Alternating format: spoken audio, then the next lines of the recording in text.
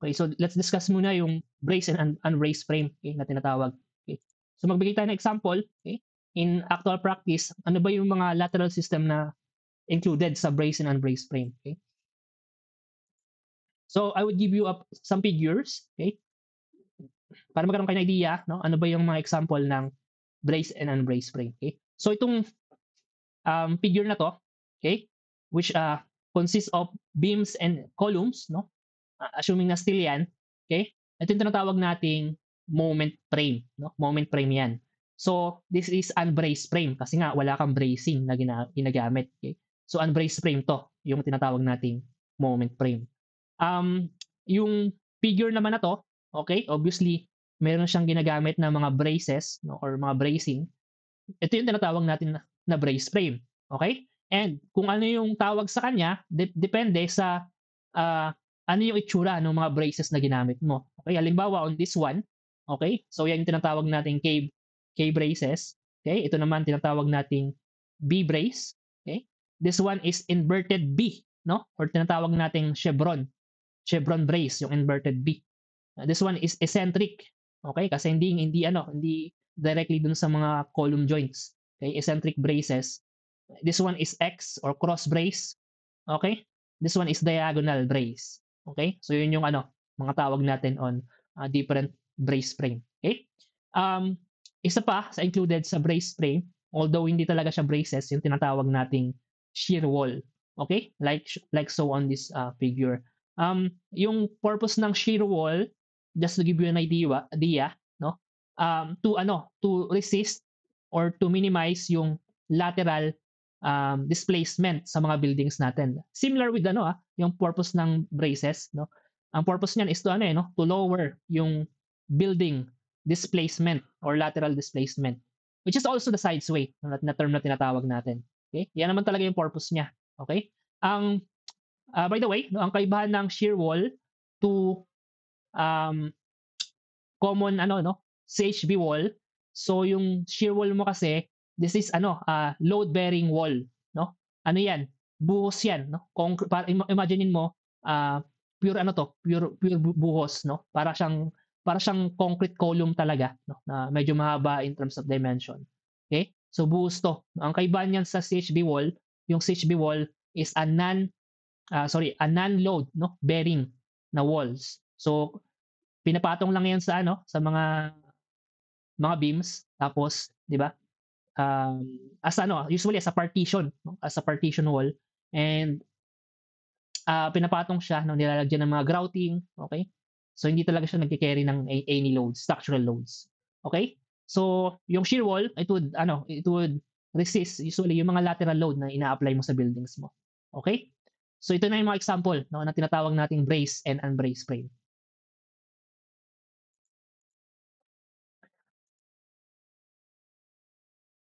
Yeah, I think na-discuss ko na rin 'to, yung sa brace frame, okay, and yung example niya. But to emphasize 'no, kapag brace frame ka 'no, you have a non-sway frame or side sway is inhibited. Kapag sinabing inhibited, ang ibang term dito is prevented 'no, o ibig sabihin, no side sway. Okay?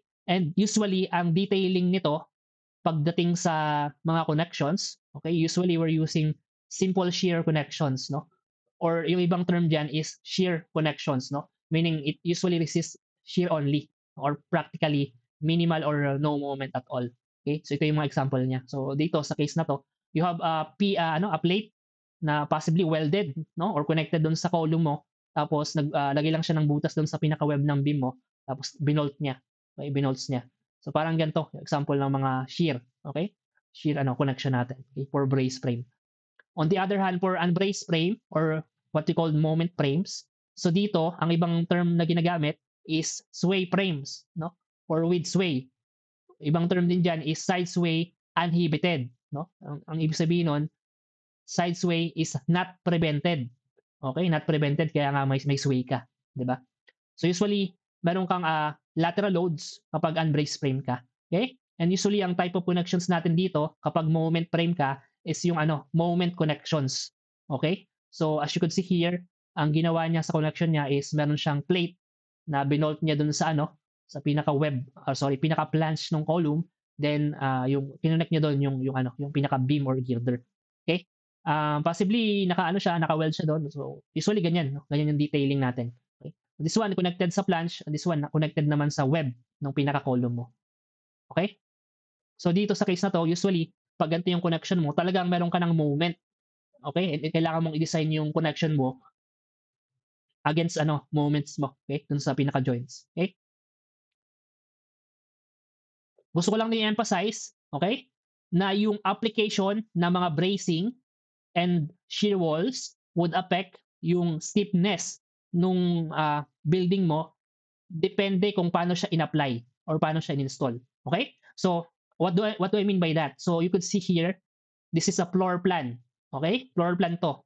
Nung example building natin, you could see na ito yung X direction and ito yung Z direction. Okay? Nung ating plan. So, parang lumalabas dito, originally, you have a moment frame system. Okay? Tapos, naglagay siya ng shear wall which is parallel at the X direction ng ating plan. Okay? So, sinabi ko kanina, you need to be aware kung nakakatulong ba yung bracing or yung shear wall sa direction na kinoconsider mo. Okay? So bakit? Kasi kung yung direction ng lateral load mo is parallel to the X direction, no? Itong shear wall na in-install niya sa ating building plan would help, no? Would help to resist yung applied load at X direction. So ibig sabihin at X direction, yung building frame natin we could consider as brace frame. Okay? Now, iba yung usapan kapag yung load mo is parallel with the z-axis nung building plan mo. Okay? On this scenario, yung shear wall mo na in-apply mo and parallel to the x direction, wala na siyang effect or hindi na siya nakakatulong to resist yung lateral load somehow. Okay? And majority talaga na nagre-resist is yung moment frame mo na. Okay? So kung yung moment frame mo na, kapag sa problem, obviously, ang appropriate na gamitin mo is unbraced frame ka na kasi nga moment frame ka na. Okay? Wala na masyadong effect yung shear wall mo kasi ganito lang yung niya, yung application niya, no. Now, kung maglalagay ka dito ng shear wall, obviously, so both direction ng building plan mo is is brace frame na. Okay? So usually kasi depende lang 'yan kung saan matindi yung lateral building displacement mo, doon ka naglalagay ng shear wall, okay? And usually pala, yung shear wall na tinatawag, nilalagay lang 'yan sa emergency exit, no? Ng building mo, especially kung high rise. So yung example nun, yung mga elevator, no? Ginagawa natin shear wall 'yan. Yung emergency staircase, no? Kapag may lindol, yun yung ginagamit na in and out ng mga tao, no? Or basta may mga catastrophic event. So dapat yun, no? Yung mga location na yun, protected yun. So gumagamit tayo ng shear wall at those location. Okay? Sige, skip natin yan na purely conceptual. Okay? Mag-example problem tayo. Okay?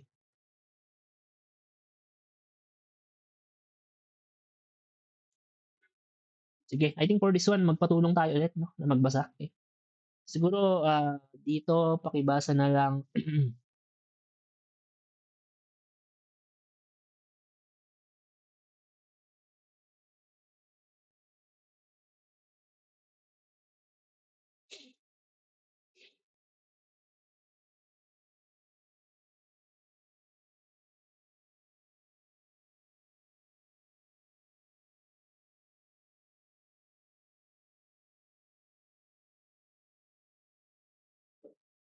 Sige, si Mr. Navarez. Okay, okay ka ba, Mr. Navarez? Okay ba yung audio mo? Yes, sir. Sige, sige.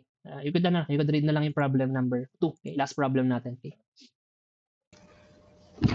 Determine that demand over capacity ratio for the load combinations using LRFD for dead load, live load, and wind for the columns of the frame shown below. Assume that the columns are oriented in the strong direction in the 2D frame and fully laterally supported in the weak axis. Read K to 2 decimal places. The forces from the frame analysis are as tabulated below. The columns are W12 by 152 and the beam is W21 by 55. Use 836 steel and F sub 1 is equal to 1.0 for live load. A. Determine the factored load, P sub R. B. Solve the G's at the top and bottom of the column. C. Solve for slenderness ratio, KL over R. D. Compute for the axial capacity, P sub C. E. Determine the factored moment MR and MC. F. Solve for demand over capacity ratio. Okay, sige. So, dito sa problem number 2 natin, meron tayong frame system like so. Okay? 5.2 meters yung length ng columns natin. Meron tayong beam, 8.7 meters. Okay? And dito, no, obviously, ang takeaway natin dito, pin support yung ating one-story frame. Okay? Ito yung mga loadings na binigay. So, I think this one is service loads, no? For dead load, ito yung concentrated. For moment naman, for dead load, ito naman. Okay? So, meron tayong tatlo na type of loads. Dead load, live load, and wind load. Okay? So, obviously, merong mga critical load combination na dapat mong i-check. Okay? So, yung example load combination na yon, kung dead load, live load combo, ito yon 1.2 dead load plus 1.6 live load. Okay?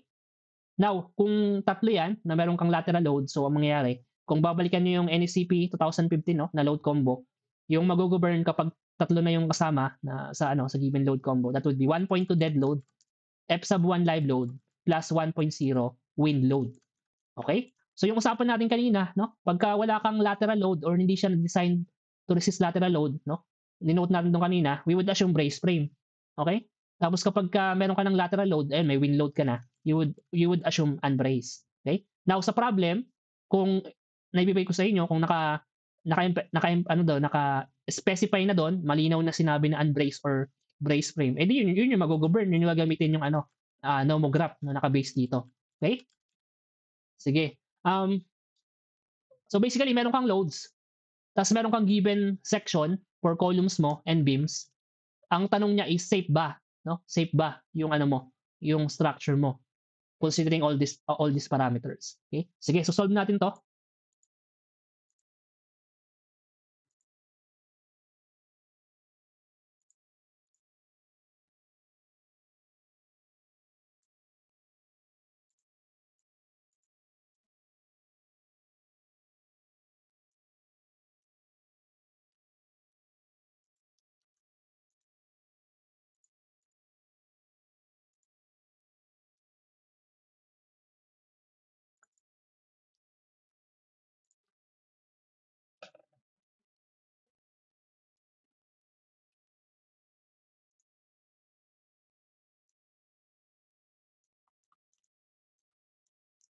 Okay, item A. Okay? So sa item A, ang pinapahanap niya is yung factored load, no? P sub R.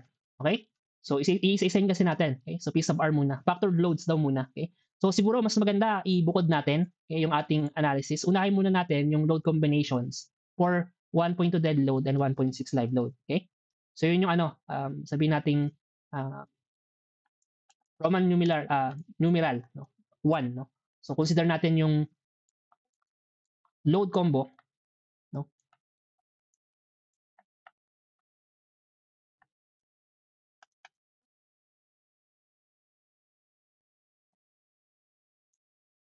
1.2 dead load.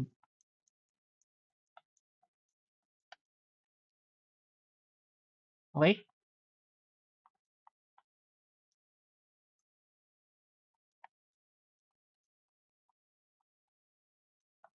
Sige. Okay? And then start tayo dun sa mga hiningi. Halimbawa, for item A, yung daw factored load, no? Factored axial load. Okay? Well, ito mabilis lang 'to. Okay?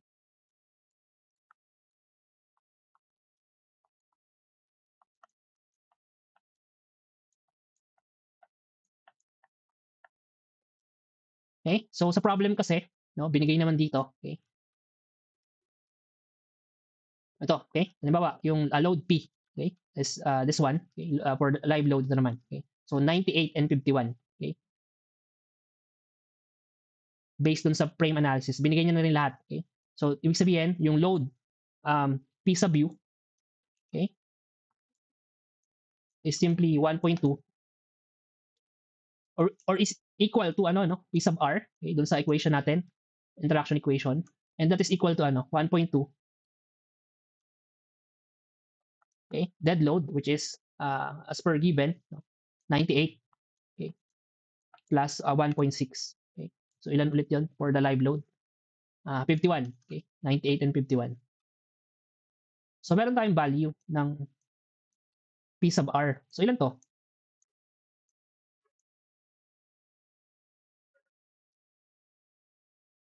Ilan to?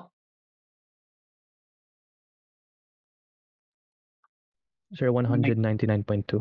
Okay, thank you. And okay, so meron tayong P sub R. Okay? Next is item is to calculate na daw no, yung mga G ng top and bottom of the column. Actually, yung result nito is fixed constant talaga. No? Yun yung tanong sa sa item B. Okay? So, sige. Ano na lang natin, no? I-replace na lang natin no? for the item B. Basically, ano lang yun, no? Determine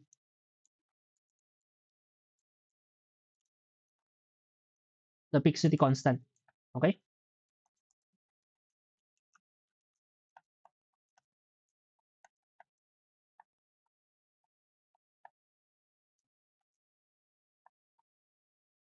Okay? Sige. Okay, sige.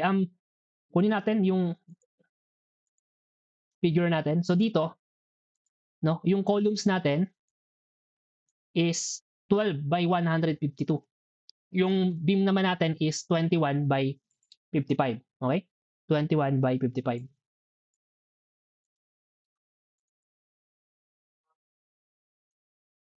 Beams natin is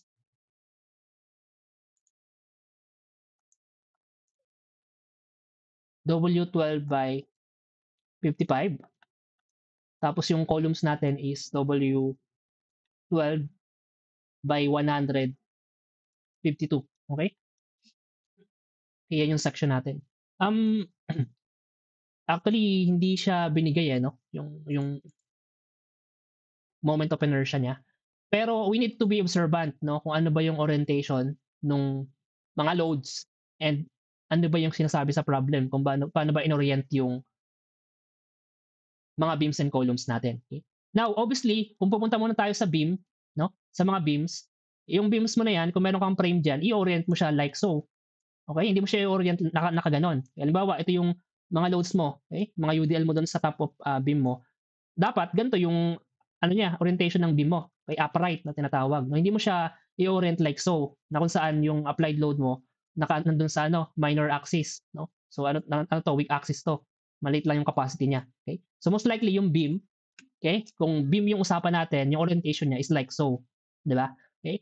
Now, pagdating sa column, ano ba yung sabi sa problem? Okay?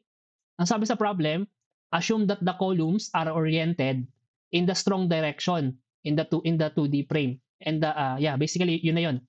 Okay? Yun na yung sabi niya. Okay? So ibig sabihin, no, kung meron ka palang lateral load, imaginein mo, no, kung meron kang lateral load sa building sa frame mo na to, sa 2D frame mo na to. Okay? Yan yung lateral load mo sa ano mo, sa frame mo. Tapos ito yung column mo, 'di ba? So dapat kung i-resist nung column mo yung lateral load mo na yan, okay? And bending yung usapan natin, okay? Kung idodraw mo yung pinaka-plan, okay? Kasi meron kang dalawang scenario, no? Pag dinino mo yung plan nito, halimbawa, andito yung dito ka nakatingin, okay? Andito yung eye mo, okay? Dapat ang makikita mo, okay? Dalawa kasi yung scenario, no? Yung isang scenario is ganito, okay? Ganito yung orientation ng dalawang columns mo, okay? Okay? Tapos ito yung beam mo, okay? Ito yung parang pinaka-beam mo. Okay? So ito yung siguro yung pinaka-web, no? ng beam mo. Okay? So ito yung isang scenario in terms of the orientation ng pinaka-columns mo. Okay?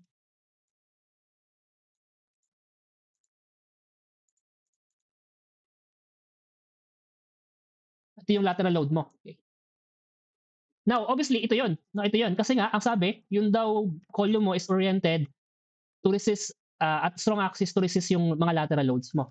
Okay? Obviously, kung ito yung applied load mo, dapat ganito yung orientation ng beam mo. No? Somehow similar dito sa concept ng sa beam. Okay? Kasi nga, kung iibahin mo yung orientation yan, no, halimbawa, ginawa mo yung orientation ng column mo is nakaganto na. Okay? Tapos yung applied load mo is lateral load mo is ganyan. So hindi na yan strong axis. no? Yan na yung weak axis orientation, okay? Okay? So malinaw, no, na ganito yung orientation ng ating mga members. So ibig sabihin, ganun pa din, no? We need to define yung mga IX ng ating given mga beams and columns. So unahin muna natin siguro yung for columns, which is W12 by 152. So ilan to? Ano yung IX nito? 595 595 to 11. to 11. Okay, sige.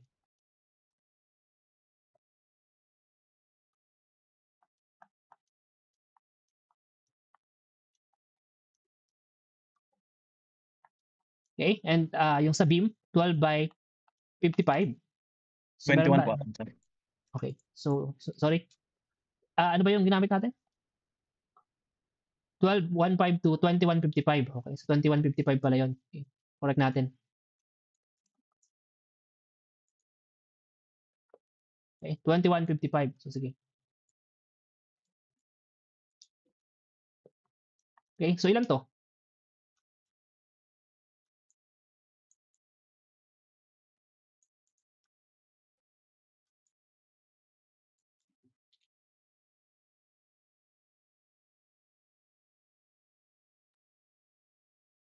Sir, 474. Okay, 474, 50 po. 504. Okay? Okay na. So sige. We could now calculate ulit yung mga values ng G, no? Kunin na lang natin yung overall formula para mabilis tayo. Okay. Okay, so calculate natin 'yon. Okay? So halimbawa for G sub A, no? Kung ito yung columns natin, kahit saan diyan, pwede naman, no? So dito na lang tayo sa ito na lang yung sabihin nating pinaka joint A natin, okay? Tapos ito yung ito yung pinaka joint B. Okay? For joint A, pagdating sa numerator is column, okay? Yung connected natin is si lang, no? Si summation of, i-direct na natin, I over L, no? Yung connected na element. So kung column 'yon, ito lang 'yon, no? Si 5.2 or si W12 by 152. Okay? For columns. Similarly, pagdating naman sa connected beams for joint A, ang connected natin is itong 21 by 55. No?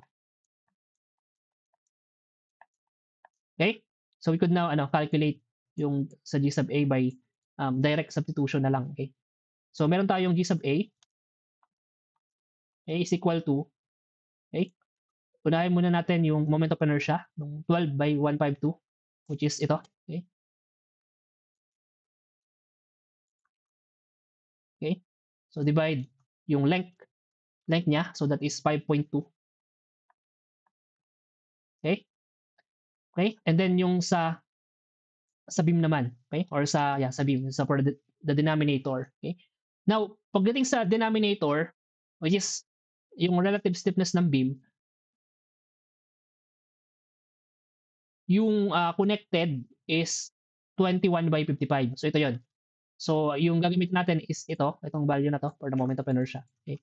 And yung length natin is simply 8.7, no? We have 8.7. Okay? So meron tayong value ng ating G sub A, no? So ilan to? 2.10 po. 2.10, okay? Okay, sige. And lastly, yung sa G sub B, bottom joint, again, support to. So medyo tricky, you need to check yung guide natin. Okay? Pero dalawa lang naman 'yun, 'di ba? Dalawa lang 'yun eh. Okay? So kapag fixed infinity, kapag simple support, 0. Okay? So therefore, i-conclude na natin, okay?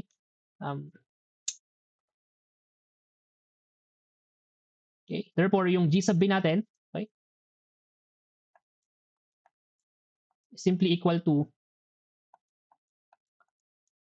I over L nung ating ano ba yung connected na columns doon. Okay? Yun din, no? 12 by 152. Okay? And then for the denominator, yung connected na beams will be based on the type of support Okay? Which is, sabi natin, kapag simple or hinge support, that is 0. Okay? So, G sub B, okay? For the sake of demonstration, i-plug in natin yung number. Okay? So, itong ano na to is also similar to this one. Okay? Copy natin to. Okay. Okay? Divided by 0. Okay. Can you try to check on your calculator? Ano yung lalabas dyan na value? Sa calculator nyo. G sub B is equal to ilan?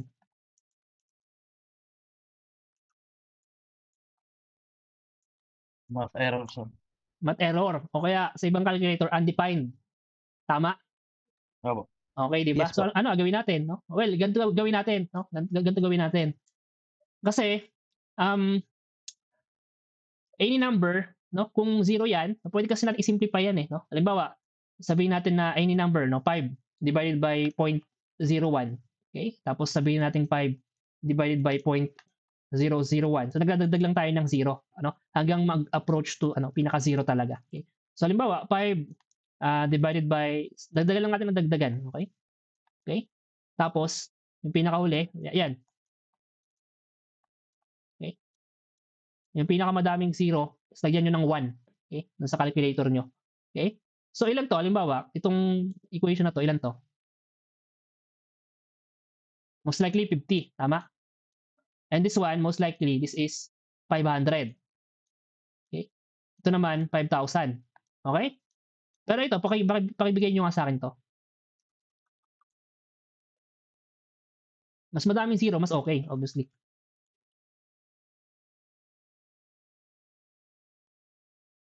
Ilan to? Wala namang maling sagot. Okay? So, pero ilan to? 5 billion po. 5 billion. So, yung billion na yon, no, naka-times ano ka na, 10 tapos pataas ng pataas yung ano mo, yung number mo. Basically ano ka na, no, you're reaching infinity, no. Although hindi talaga ano, yung zero kasi ang ginawa natin, no, as I've discussed, nag-substitute lang tayo ng number, no, na approaching zero, which is itong 0.000 blah blah blah 1. Okay? So, ibig sabihin, no, any number divided by 0, which is parang ito rin, is approximate, no, equal to ano, infinity. Okay? Any large number, no, approaching infinity 'yon. Okay? So infinity to. Okay? Pakitandaan na lang. Sige. Now, let's graph na yung ano, yung pinaka k natin kasi may dalawang value na tayo ng copy natin to. Okay?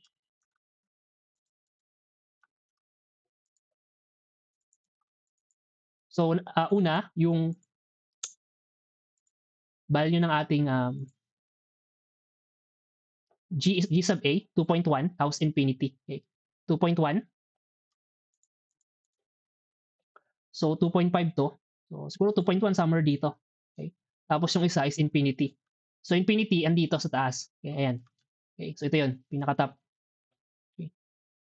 Okay, so connect lang natin yun. So, let's draw a straight line. Okay.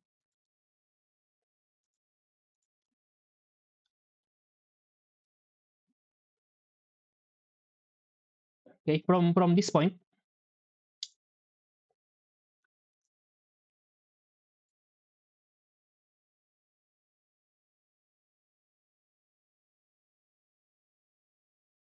up to this point. Okay.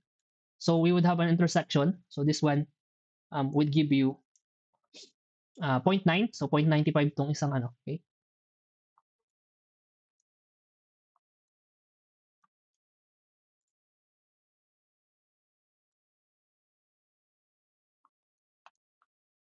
Okay, so we have, paano ba ito? 1, 2, 3, 4, 5. So, ilan to? Point. Pero bandang nasa gitna eh, no? So, sabihin natin 0.93. Okay? Pwedeng 0.93. So, sige. Let's say K, therefore, no? K mo is equal to 0.93. Okay? Okay? So, okay na tayo dyan, no? For item B. Okay? Proceed tayo sa next item. For item C, solve the slenderness ratio KL over R. No? So, basically, ano lang yan eh. Yung C and D, ang purpose lang yan is to calculate yung actual column compressive strength, which is P sub C. Okay? So, siguro ipagsama na natin 'yon, no? yung C and D. Okay? Now, sige. No, yung for item C, okay, and D, i-calculate mo daw yung or determine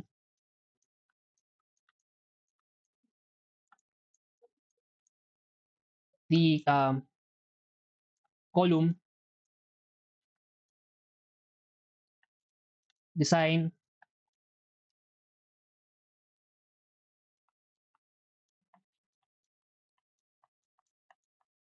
compressive strength. Okay? Which is, alam niyo na to, this was discussed on chapter 4. Okay? Chapter 4. You would go back dun sa mga formula, no? So, ang first step natin lagi, di ba, is to define, no? Kasi dito, no, although, ano siya, column tayo, ang gagamitin nating section, obviously, ito, okay? Ito, itong W12 by 152. Okay? Yan yung column natin. Okay? Yan yung column natin. So, pagdating kasi sa column, di ba, ang chine-check muna natin, ano ba yung governing na mga parameters, no? Slenderness ratio, radius of gyration, di ba? Eh, dito, wala pa tayong mga parameters or mga section property. So, pakibigay nyo na lang sa akin. Okay? So, halimbawa, for the column, kung i-design natin to, no, hanapan natin siya ng actual design compressive strength, kailangan natin ng, ng radius of gyration. Okay? So, halimbawa, for this section, okay, ano ba yung ano niya? Ano ba yung radius of gyration niya? Okay? Yung Rx and Ry. Okay? Kasi yun yung kailangan natin. Di ba? So, ilan to? Ano ba yung Rx nito? Ano ba yung R sa buhay niya? 143.76 po. Yung 143.76. Points po. Okay? And yung, Y, yes? 81.03. 81.03. Okay? Sige. Tapos ibigay nyo na rin sa akin yung area gross kasi gagamitin natin to. No? Tapos, yeah, ito na lang muna siguro. Area gross. Sige. So, ilan tong area gross? 28839. 2, sorry, 2, 8839 po. okay, 28839. Okay? Sige. Now, we already have yung radius of gyration, no? Nung ating given section. Okay? Okay? So, ang question ngayon, no? May dalawa tayong radius of gyration. Base sa ano natin, discussion natin. Ano nga ulit yung mag-govern dito? RY po. Yung lower value or yung higher value? Lower po. Yeah, okay. So tama, no? So sige, i-note lang natin. Okay? Note lang natin. Supposedly, itong value na to should govern. Okay? Should govern kasi ito yung minimum value pagdating sa section natin. Ito yung mag-govern sa mga formulas. Okay? So kung ito yung sagot mo, mali ka na. Okay? So bakit ka sabing mali ka na? Okay? Kung ito yung ginamit mo sa problem na to, specific sa problem na to, mali ka na. Bakit? Kasi kung maaalala nyo, itong yung orientation ng ating column with respect to the lateral load, balikan lang natin ulit, no? Naka-orient daw, no? Naka-orient daw yung naka-orient daw yung beam mo, or sorry, yung column mo in such a way na i-resist niya yung pinaka lateral load mo like so, no? At strong axis. Okay? At strong axis. So ibig sabihin pala, dito sa problem na to, alam na natin kung saan siya in-apply or saan siya anong direction siya in-apply. Okay? Yung ating lateral load. Okay? So ibig sabihin kung doon siya naka-apply, dapat yun yung gagamitin natin, no? Yun yung gagamitin natin na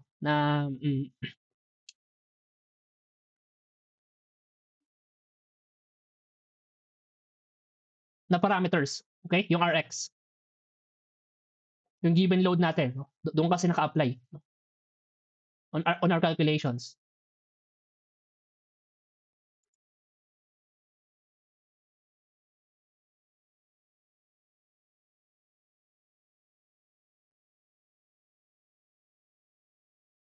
Or let me correct that. No, let me correct that. I think for this one, no, since we're dealing with compression members, so dapat compression load, no? Compression load. Pero yung compression load mo kasi, 'di ba? Sabi natin, related siya sa buckling. Okay? And buckling is critical. Critical ka sa ano eh, no? Yung buckling mo, critical 'yan sa weak axis. So ibig sabihin kung magbabuckle man yung column mo, dapat magbuckle siya along weak axis, no? Ang weak axis natin, kung i-refer natin dito sa column natin, ito.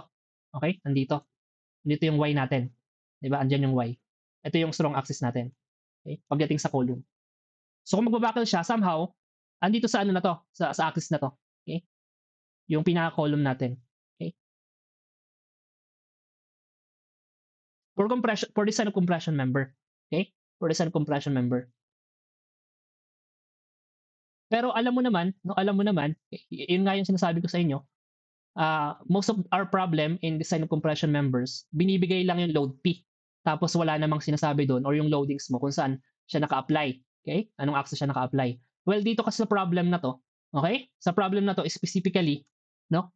Sinabi dito na yung lateral load mo is naka-orient yung column mo like so. Okay? And alam mo na kaagad na kung ganito yung lateral load mo, it would buckle or it would displace na lang, no? It would displace somehow along this ano, based dun sa orientation ng pinaka beam mo, and yung bending mo somehow would be on the strong axis. Okay? So in this scenario, no? In this scenario, ang dapat mo talagang gamitin, no? Ang dapat mo talagang gamitin, hindi na yung RY. Okay? So ito lang yung mga scenario, guys, no? Paki-take note na lang. Okay? Kapag sinabi sa problem kung paano naka-orient yung column mo, okay, yun yung mag-govern. Okay? Depende sa application ng load, lateral load for this type of frame system.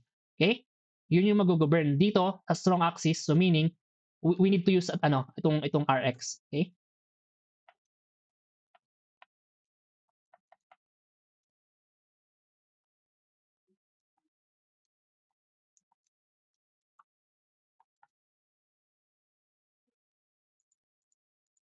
Sige. So let's calculate, no? Let's calculate. Punta tayo doon sa mga parameters na kailangan natin. Okay, number 1 yung slenderness ratio, okay? Slenderness ratio. So therefore, yung slenderness ratio natin is KL over R, and yung gagamitin natin as we have discussed, no? By the way, ano ba yung value ng K, no? So ito na, gagamitin natin yung na-define natin kanina, 0.93. Okay? So 0.93. Okay, length ng ating column is 5.2, so that is 5,200. Okay? Yung radius of gyration natin, as we have discussed, it should be Rx. Okay? Base sa problem. So that is 143.76. Okay?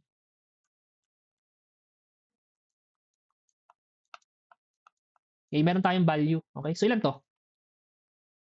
33.639. 33.639. 39. 39. Anong kasunod? I'm guessing na tama to. Okay? Sige. And next item natin, no, is to compare this one with thresholds, no? Threshold.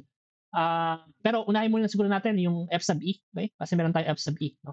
F sub E natin is as simple as pi squared E over yung slenderness ratio natin. Okay? Okay? Value natin. So we would have pi squared, okay? 200, okay? Divided by yung value ng slenderness ratio natin, 33.63939 squared. Okay? So meron tayong value nito. So ilan to? 1744.349. Okay? 55. Okay. Okay. 55. Okay, MPa. Okay? Now, we would compare this one with the threshold, okay? And that is 0.44 Fy. No? So this would give you 0.44. So ano ba yung steel natin dito? 836. Okay?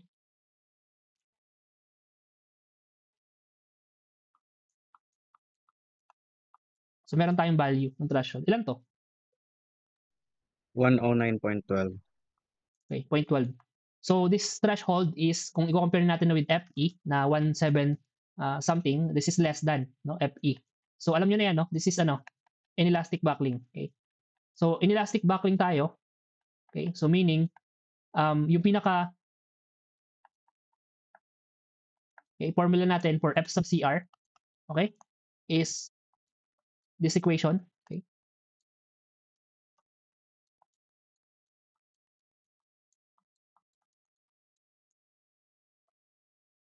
Okay? Which is also equal to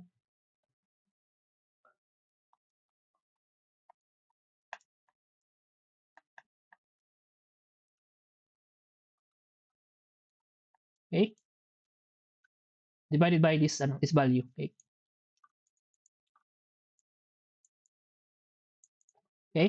Times F sub Y. So meron tayong value ng F sub CR. So ilan to? 233. 233. Okay? 233. 0.672. Okay? 85. 85. Okay? MPa. Okay? So okay na tayo dito. We could now use yung formula. No? So ano na lang natin. No? So kasi ang sabi natin, ano ba to? LRFD ba to? Yeah, LRFD. Okay? So our formula, no, for LRFD compression is that yung P sub U natin, okay, sige, unahin muna natin yung P sub N. Okay? P sub N is area gross F sub CR. Okay? And this is equal to area gross ng ating given section, ito. Okay? Multiplied by F sub CR.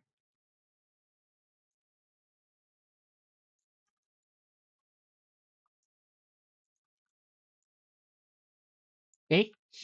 Divide 1,000. Okay? For the conversion. So we would have, so ilan to? So ganito na lang. 6,738.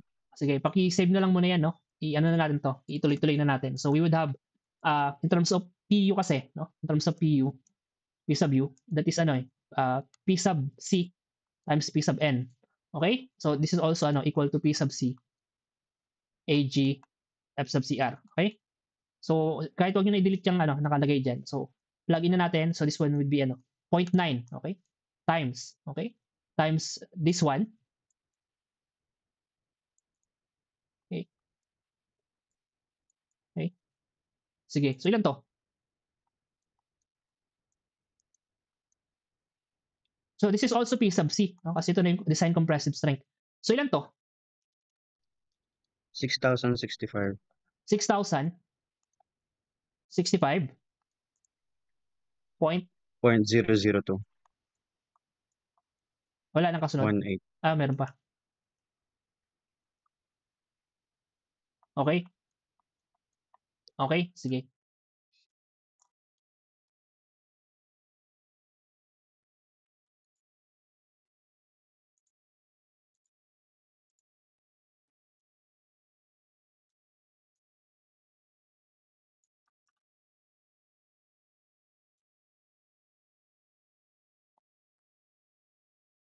Sige. Okay na tayo for item C and D. Actually, yun na yun, no? Magkasama na yung dalawa doon. Next natin is yung factored moment, no? M sub R and yung M sub C, which is ito naman yung design flexural strength. Okay? Sige. So for this one, okay? Ihiwalay na lang natin yon. Okay? For item D would be the factored moment, no?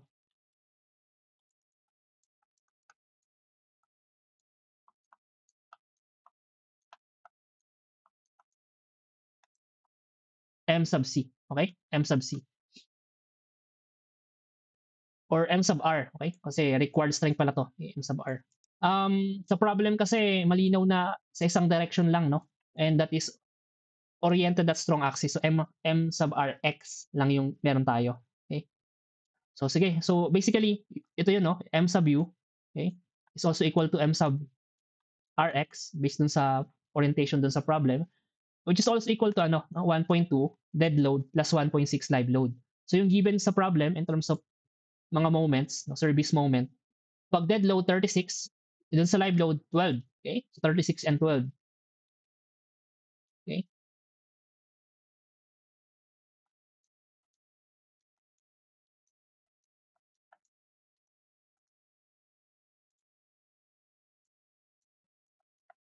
Okay, so ilan to?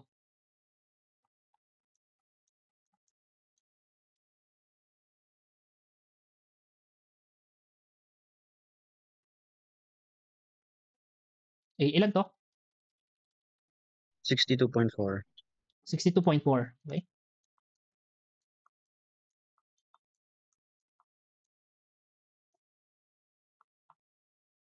Okay, okay na tayo for the factored moment.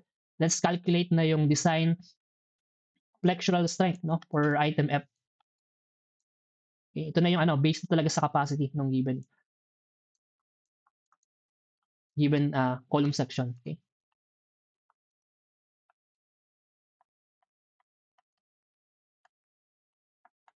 Now, dito sa problem kasi, malinaw dito na yung bending mo at one direction lang.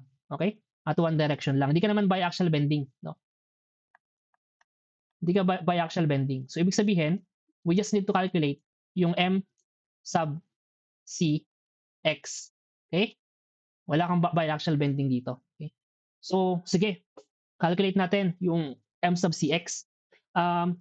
Sa problem kasi, no, although column yung i-design natin, imaginein mo na lang, no, it's a beam, no, it's a beam na naka vertically oriented, no. So nakalagay din yung moment dito, no. And sabi sa problem, no, kung babasahin mo ulit, no, assume that the columns are fully laterally supported in the weak axis. So ibig sabihin nun, no, mayroon kang bracing at the weak axis and sabi niya fully laterally supported. Ang ibig sabihin nito, I think alam niyo na yan, no, automatic that is no, that is case 1. Okay? Kapag sinabing fully laterally supported. Okay?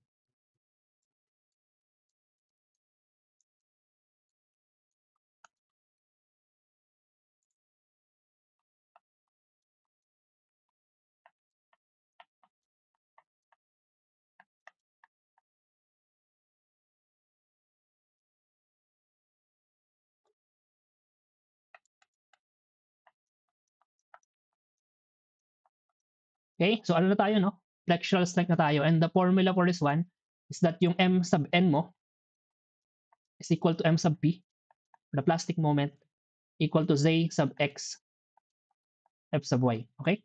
Now, the nominal moment, therefore, is equal to Z sub X, which is hindi pala natin na-define. So, pakidefine nga natin. So, pakibigay nga sa akin yung Z sub X ng column natin na ito.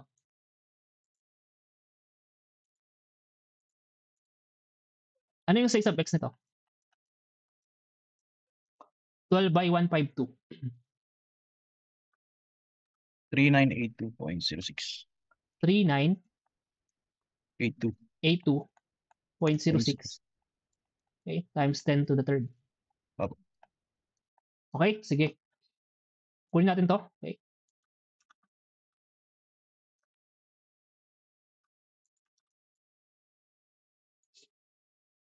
Multiply natin by F sub Y. Okay, divide 1 million. Okay. So, meron tayong nominal moment. So, ilan to?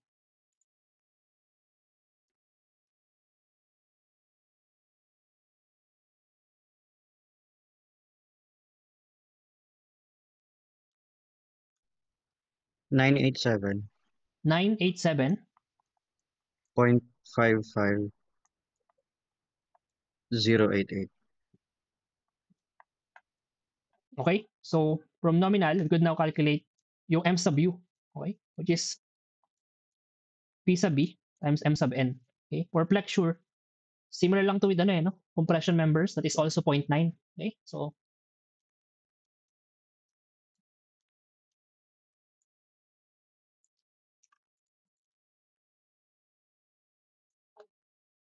therefore, M sub U, which is also synonymous with M sub CX, is equal to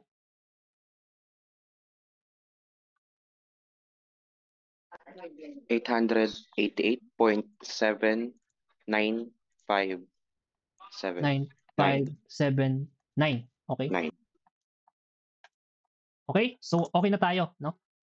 Remember, hindi to biaxial bending. Wala tayong bending at y or at weak axis, no? So, we could actually, proceed na, no, dun sa ating next item, which is, yun na nga, yung DCR. If I'm not mistaken. Okay? Solve for DCR, okay? So, DCR, kung safe ba tayo, no?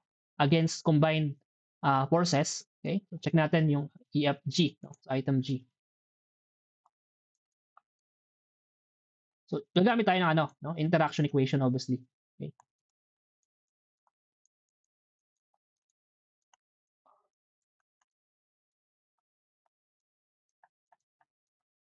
Okay?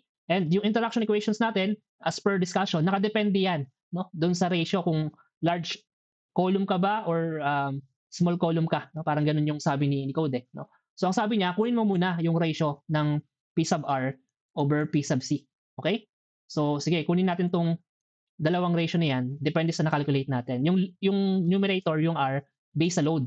No? Based dun sa load. So, ito yon.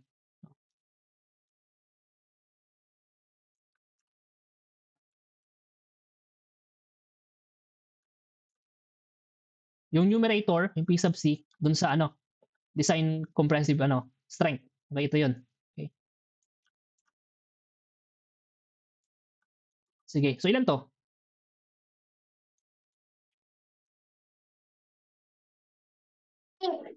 Zero 0.03284. So I think okay na to. I think okay na to, no? 0.03. No? Compare natin with 0.2 daw, okay? So obviously, 0.03 is less than 0.2, okay?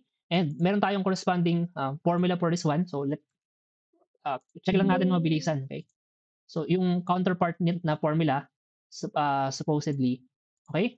Kung less than 0.2 at ito. Okay? Kung less than 0.2, okay, yung ratio na yan or actually small column or small axial load, parang ganun, no? So ito yung formula natin, no? Ayan. Okay? So okay, kunin natin to.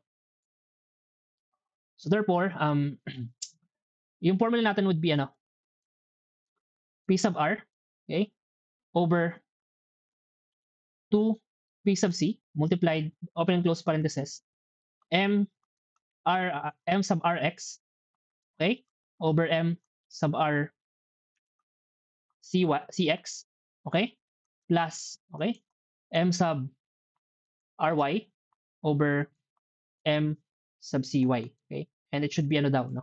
It should be less than or equal 1.0, okay?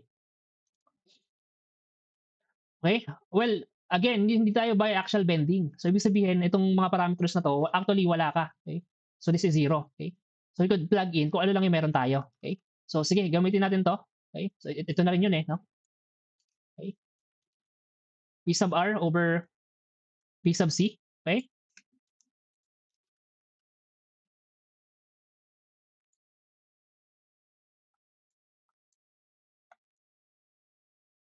Okay?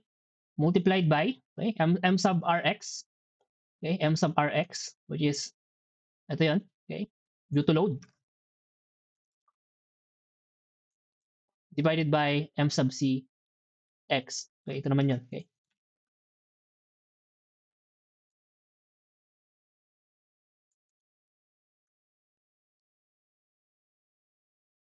Okay, so we would have, okay, so teka lang guys, let me confirm lang yung formula natin. So ayun, so dapat medyo maingat, no? So plus pala to, okay? Plus, hindi siya multiply, okay? So that's correct.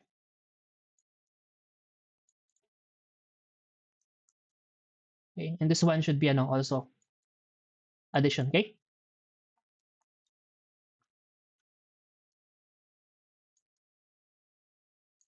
Okay, so yun to. 0.086. 0.6629. 0 point 0.86629. okay na to, to decimal. I think 9, tama ba? 0.9? 0.09. 0.09, sorry. So okay na to, no? I mean, less than less than 1.0 ka. So ibig sabihin sobrang ano ka na, no? Over-design ka, no? Over-design yung DCR mo. Okay? Safe naman siya, okay? So meron lang tayong conclusion, okay? Ang pinaka-conclusion natin is obviously safe ka, no? Pero sobrang baba, no? So safe and uneconomical, okay? So siguro gamit ka ng ibang section sa baba. Okay? So ito yung natin, yung pinaka-conclusion natin. Okay? Sige. Kung itutuloy natin yung calculations natin, okay? Since Roman numeral number 1 tayo, no? Kung itutuloy natin yung number 2 which is naka-base sa load combo na ito, yung meron ka ng lateral load, okay? I would let you do your own calculation na lang, okay? Basically, ang mangyayari nito, similar calculations, obviously, pero magbabago itong mga parameters based on factored, no? Factored loads. Obviously, magbabago to, okay? Kasi magbabago yung load combination. Okay? Isa pa sa mga magbabago is yung nomograph na gagamitin mo. Kung dito, kay brace frame na nakabase sa load combination na to, okay? Ito yung ginamit natin. Obviously, kung sa second load combo na, okay, meron ka ng lateral load, unbraced na dapat yung gagamitin mong nomograph or alignment chart. Okay? So yun, isa sa mga difference niya kapag susundan nyo yung load combo na to. And possibly, no, aside from this load, magbabago din to obviously yung moment, no, due to load, yung factor moment, magbabago din to. Okay? And the rest is similar. Okay? The rest is similar. Even dito sa pag-calculate ng G and K, wala nagbago except yung yung chart na gagamitin. Okay? Yung mga formulas wala nagbago doon. Okay? Dito ganun pa din naman, okay? Yeah, so basically yun lang, no? Yun lang yung babaguhin nyo. Then check na lang ulit. Okay? Paki-check na lang ulit kung less than 0.2 pa din itong ratio ng ating mga loads. Okay? Actual loads. Kung hindi na, edi you need to use yung isang equation. Okay? Appropriate for that scenario. Okay? So merong corresponding for that. Okay?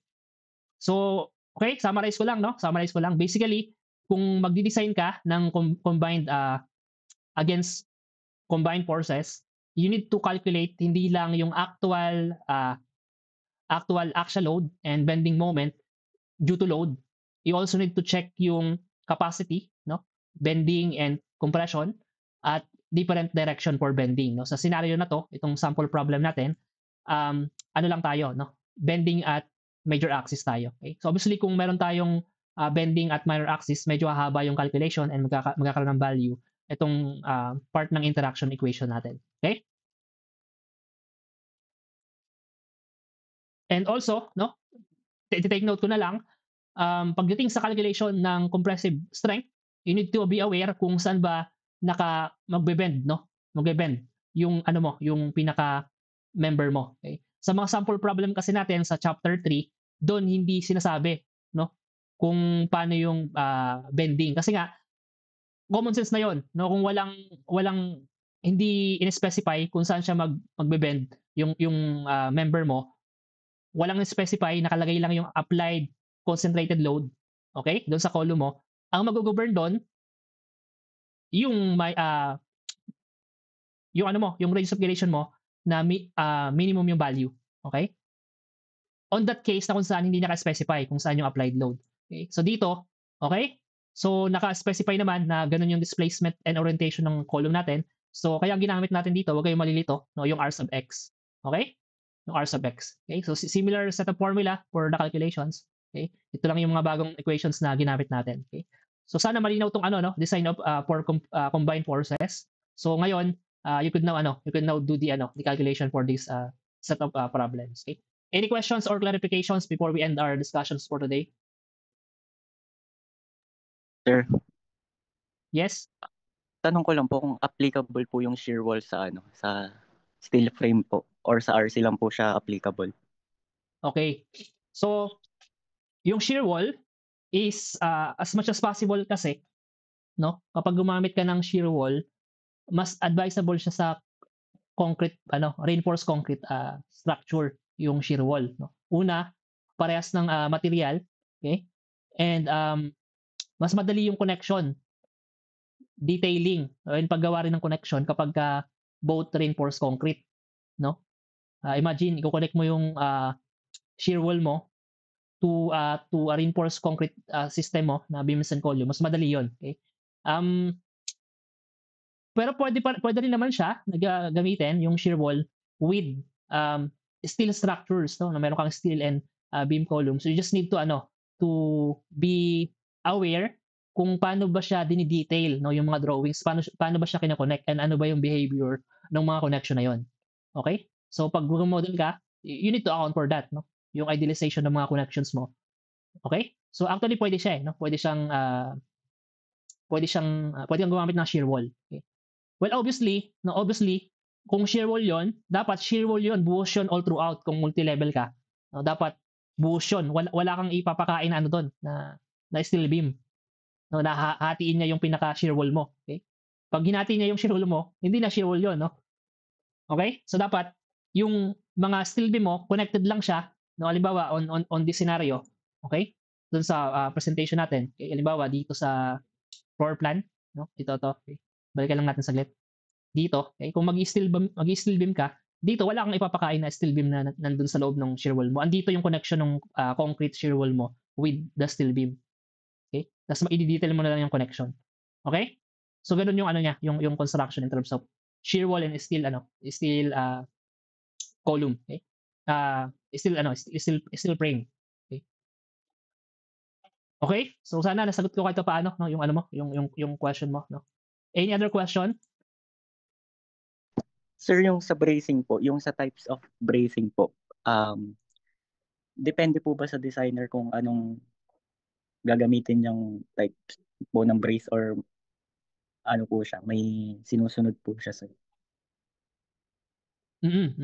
So kung anong type of brace yung gagamitin mo, 'di ba yung pinakita natin? I-reply ko lang while doing the discussion, no. Depende 'yan, no? Number one, kung ano yung available sa market. No? Kung ano yung available sa market. So kung hindi mo makakuha kaagad, kasi proprietary product to, no? Kung ano yung strength niya, doon mo mababase sa kung saang supplier mo makuha. Okay? Obviously, hindi ka gagamit ng bracing na babagsak, depende sa demand ng structure mo, okay? And pangalawa, depende rin 'yon sa capability ng designer. Kung hindi mo alam kung paano i-design yung structure kapag ganito yung bracing, halimbawa eccentric versus yung concentric, no? Itong mga K-braces or B and chevron, iba yung on how they were designed, no? Iba yung assumption, okay? So depende rin 'yon, ang sagot dun sa question mo, depende sa capability ng designer kasi iba-iba nga yung on how they were being designed. Okay? So yeah, so kung basic lang 'yan, so I would suggest, no, gumamit ka ng chevron, okay? Chevron brace. Kung basic structure lang naman, kung mga parking, okay? So just take note na lang, okay? Pag gumamit ka ng ganitong mga bracing, meron kang possibly restriction sa area, no? Halimbawa dito sa side na to, no? Hindi ka na pwedeng maglagay ng balcony diyan kasi may harang ka na, no? So yun lang yung mga restriction kapag gumamit ka ng bracing. Okay? Kaya kung meron kang multi-level parking, most likely ang lalagyan mo lang, no, kung maglalagay ka ng brace doon, hindi mo naman mapapadaan yung mga sakyan. Okay? So meron lang kumbaga pagdating sa grid ng floor plan mo, meron ka lang dong side na lalagyan ng mga bracing. Okay? Kung gusto mo maglagay dito ng bracing, make sure na wala nang dadaan dito na ng mga sakyan. Okay? Kasi may bracing ka na nga dito. No? And then by the way pala, guys, no, hindi obligado lagyan lahat ng bracing sa structure mo o kaya or shear walls, okay? As long as na minimize mo na yung building lateral displacement, okay, or building displacement. Kung kahit ito lang yung lagyan mo ng bracing, okay, itong na to, enough na 'yon. Okay, enough na 'yon. Kasi okay na yung yung requirement mo for building displacement or yung story drift na tinatawag, okay? Hindi mo kailangan lagyan lahat ng direction. Okay? So depende kung ano yung bumabagsak na direction. Okay? Okay, any other question?